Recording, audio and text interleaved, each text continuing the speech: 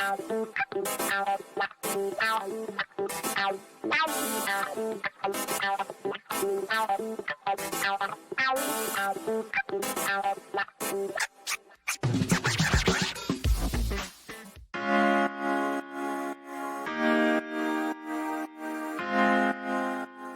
morning, Elie. How are you?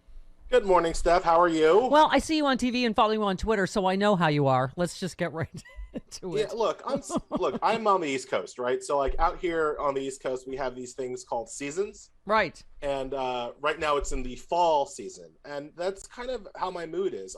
Fall is actually my least favorite season, right? Like, I'm not a pumpkin spice person. Right. I hate fall because everything is dying and there's nothing you can do to stop it. Right. Like, you know what's coming. Yes. You know when those leaves turn, you know they're going to fall on your lawn, and then you're going to have to pick them up, and then it's going to be frozen, right? Like, you know that's your future. You just skip the how pretty the leaves are section and go right to they're going to be dead soon. Right. Okay, go ahead. They're pretty because they're dead, right? And so, like, that's what I feel about this country, right? Like, we are in the fall of this country. Things are dying all around us.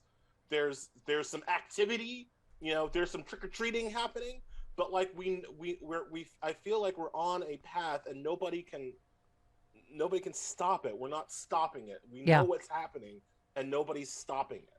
Well, I was saying that, whether it's you, your friend Joy Reid, Malcolm Nance, a few of us, I absolutely, Hillary Clinton, I mean, I feel like are sounding the alarm, saying, we are not taking this seriously enough that this could be literally the death of our democracy. It is not hyperbole, is it? No, it's not. And it's, I don't want to say nobody cares, but nobody is willing to do what is required to protect it, right? Nobody's willing to take the big change, the big risk, the big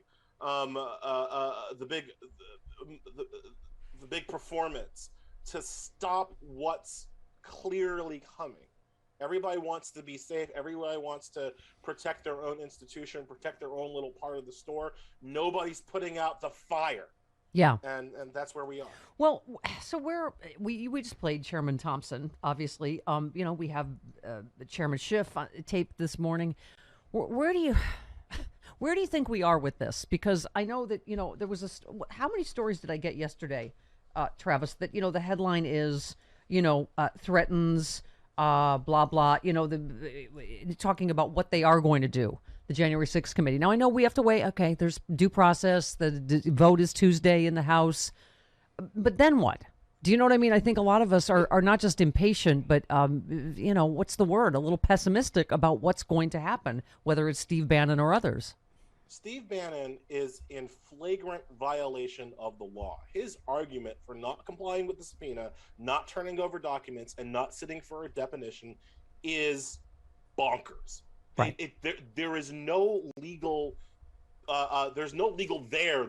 It's as stupid as Sidney Powell's arguments or Rudy Giuliani's arguments. Like, that's how dumb they are, right? Right. So, but he's promised to be this man for the entire time. So the first deadline to turn over documents was last Thursday. He missed that deadline. Did we start prosecuting him last Thursday? No, because this Thursday was the deadline for the depositions, and we had to wait till he missed that deadline. So he missed that deadline. So did we start prosecuting him on Thursday? No, because there's a 3-day rule that you have to wait 3 days before you can start the process of referring him for criminal contempt. So now we have to wait till Tuesday. We're going to wait till Tuesday.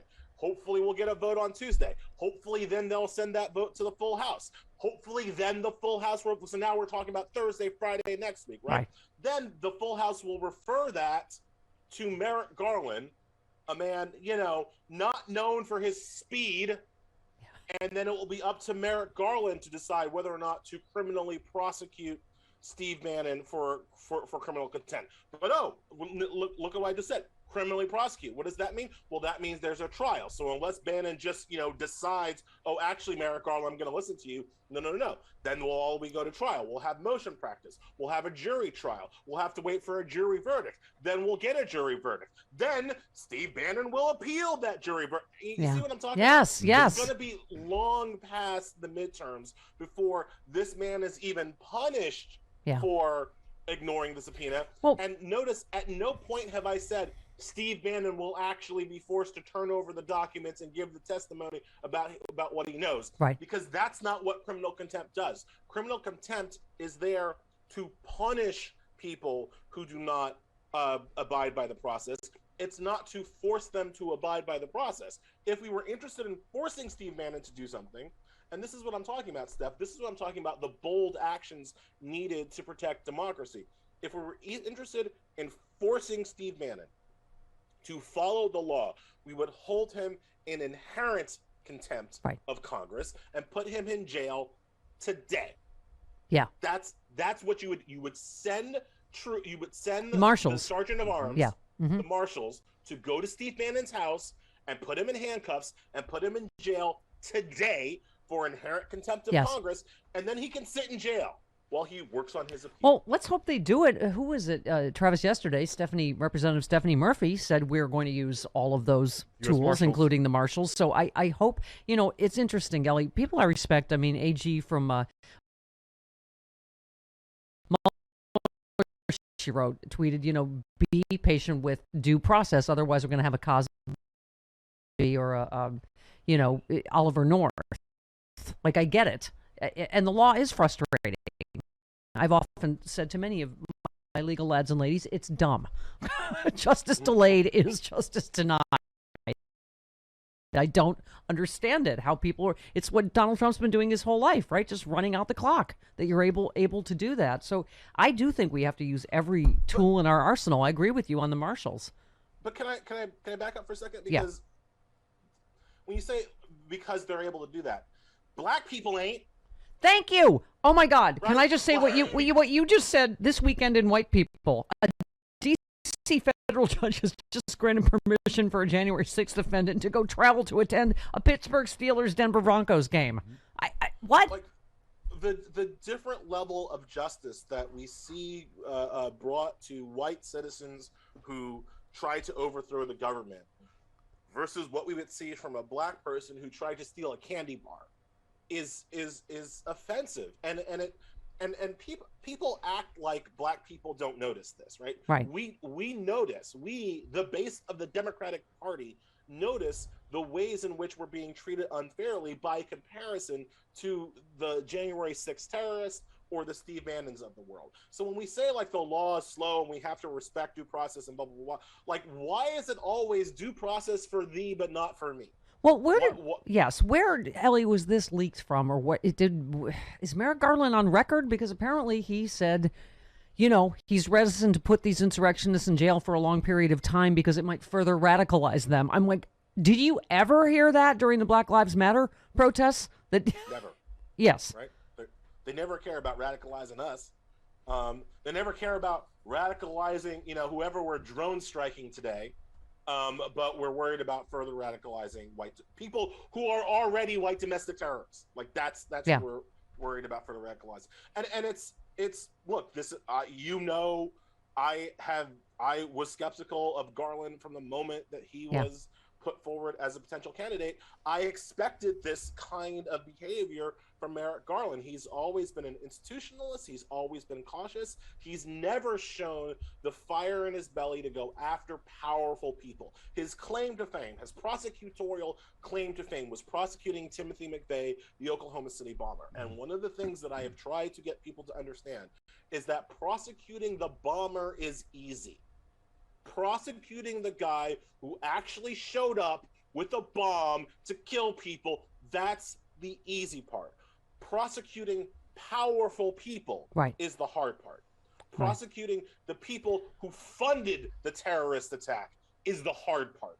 And that's the hard part that Garland has never shown a willingness to do in his entire career. And it was obvious before he Yes. It was obvious before he was announced. Yep. Well, so I'm looking at the headline, Democrats plan Senate vote next week on revised voting rights bill. And it goes to your piece. Democrats are ready to abandon black voters again. And we've talked about this. The data scientist David Shore is urging Democrats to dump their racial justice message if they want to maintain any power. That is a terrible idea. You just said overpowering Republicans with enthusiasm and turnout is the only way to beat them, and because trying to appease them is both morally intolerable and strategically foolish. You said, unfortunately, to run that campaign, the Democratic Party would have to be different. It would have to be a party that's not desperately hoping one day rural whites vote their economic self-interest instead of their racial self-interest. You just said Shore's not wrong about white America. He's not wrong about non-college educated America. He just doesn't have any useful ideas about what to do about it. It is an interesting debate, Elie, but you're right. If we don't have voting rights, if our base can't vote, what else matters? Right? If black people can only save this country from white people if you let us. Right. And the Republican solution has been to not let us. The majority of white people will vote for the Republican, as they have done in every election since the passage of the Civil Rights Act. That's not an accident, folks. And I know that this bothers some white people when I say it this way, but the majority of white people will vote for whiteness over justice every day. Every election. That's just reality. That is just the reality of our country. There is a racial divide, and on one side of that divide, you have a majority of whites voting to continue racism, and you have an overwhelming majority of black people and brown people voting to bring more justice to the world. Black people vote overwhelmingly Democrat, Latinos vote strongly Democrat. As much as we always talk about, like, there's some black backsliding in the Latino community, there's still, 67%. I'd love to get 67% of white people. Yeah. I'd love to get 67% of white women. Yeah. Like I can get 67% of Latinos. So I'm not going to sit here and denigrate the always there's going to be people within a racial group who vote for it's a diverse, that's not a monolith. People have diverse opinions. You're not going to get 100%. Yeah. But consistently, black and brown people make up the base of this party, and that is in opposition to the majority of white people who vote Republican. So what do you do with that information?